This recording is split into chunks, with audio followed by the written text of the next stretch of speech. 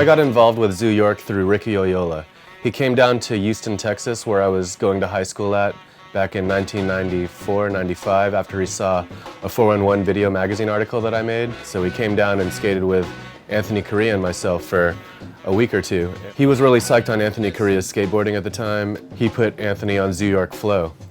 After that, I went to NYU to go to film school, and Anthony Correa came to visit me and took me to the Zoo York offices where I met Rodney, Eli, and Adam, the original founders of Zoo. They told me they were, looking to make a video, so I started hooking up with the Zoo York guys to film.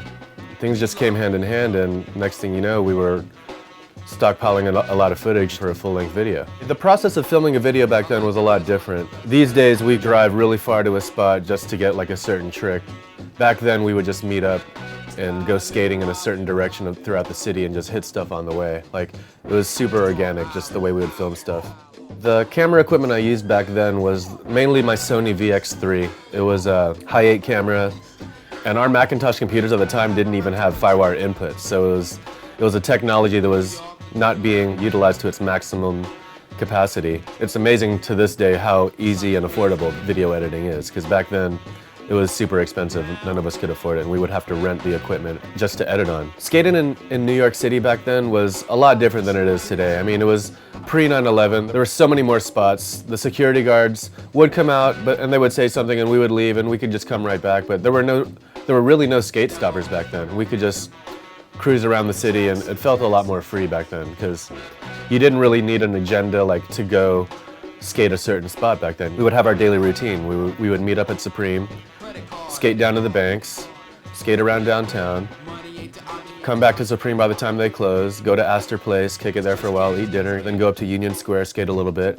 head up to Midtown, skate spots up there, and then, usually end the night or go back down to Astor and skate some more. But at the time I was living at NYU on campus, which is right by Astor Place, so it was very convenient for me to just be filming with these guys in the streets all the time. The in-studio footage of all the rappers in Mixtape 1 was all shot by my friend Eli Gesner. He was one of the founders of Zoo, and he's also a really good friend with Stretch Armstrong and Bobbito, who had a radio show at Columbia University.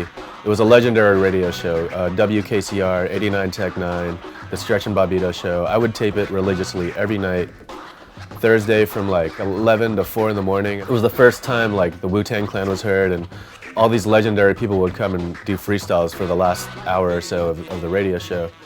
And Eli, being good friends with Stretch and Bob, was lucky enough to have access to the studio and just kick it with those guys. The idea to come up with the studio footage and the skateboard footage was really just a natural combination of the stuff that Eli was shooting and the skateboarding that I was out on the streets filming. And this was like, back in the day, like CDs were relatively new, but a lot of people still had tape players, so mixtapes were actually still relevant.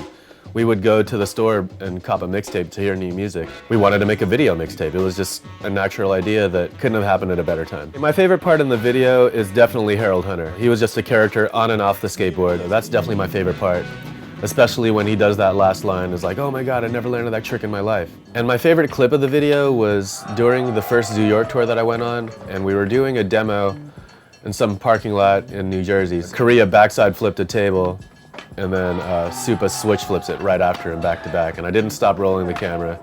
And just capturing the moment like that and the energy, and Jeff Pang coming up and hugging him right after. Yeah, that was definitely my favorite clip of the video, I think. Those are like 3 of my best friends, and that was one of the best days of my life, filming those guys at that demo. $25, it's all about the hop. $25, things don't even know.